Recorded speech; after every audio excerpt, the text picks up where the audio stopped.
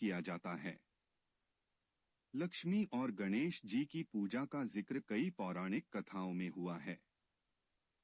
एक समय की बात है जब किसी वैरागी साधु को राजाओं की तरह सुख भोगने की लालसा होने लगी। इसलिए वह लक्ष्मी जी की आराधना करने लगता है। उस साधु की आराधना से प्रसन्न होकर लक्ष्मी जी उसे दर्शन देती हैं और साधु को वरदान देती है कि उसे सम्मान और उच्च पद प्राप्त होगा। वह साधु दूसरे दिन राजा के दरबार में पहुंच जाता है और वरदान के अभिमान में राजा को सिंहासन से धकेल देता है। साधु का राजा के साथ ऐसा व्यवहार देखकर उनके सिपाही साधु को पकड़ने के लिए उसकी तरफ दौड़ते हैं, लेकिन तभी राजा के मुकुट से एक काला नाग निकल आता है। यह देखकर सभी चौंक जाते हैं और सभी उस साधु को ज्ञानी संत और चमत्कारी समझने लगते हैं। वहां दरबार में मौजूद सभी उस साधु की जय जयकार करने लगते हैं। राजा भी साधु से खुश होकर उसे अपना मंत्री बन देता है। साधु के मंत्री बनने पर राजा उसे निवास के लिए एक महल देता है, जहां वह शान के साथ रहने लगता है। कुछ समय बाद एक दिन साधु राजा के हाथ पकड़कर उसे दरबार से खींचते हुए बाहर ले जाता है। यह देखकर उसके दरबारी भी पीछे पीछे भागने लगते हैं। सभी के दरबार से बाहर निकलते ही भूकंप आता है, जिसमें महल खंडहर बन जाता है। सबको लगता है कि साधु ने उनकी जान बचाई। इससे साधु का सम्मान और बढ़ जाता है। यह देखकर साधु में घमंड की भावना जागृत हो जाती है।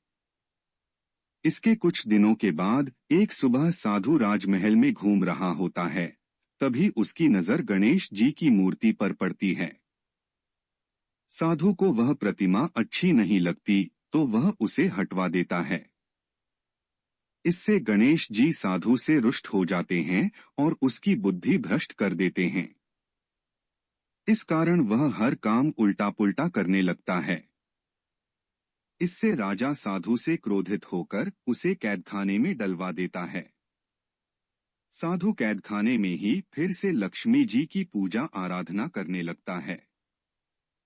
कुछ समय बाद लक्ष्मी जी साधु को दर्शन देती हैं और कहती हैं कि तुमने गणेश जी को रुष्ट किया है, इसलिए तुम्हें गणेश जी की पूजा कर उन्हें प्रसन्न करना होगा। लक्ष्मी जी की बात सुनकर साधु गणेश जी की आराधना करने लगता है। इससे गणेश जी प्रसन्न हो जाते हैं और उनका क्रोध शांत हो जाता है। वह राजा के सपने में आकर साधु को फिर से मंत्री बनाने के लिए कहते हैं।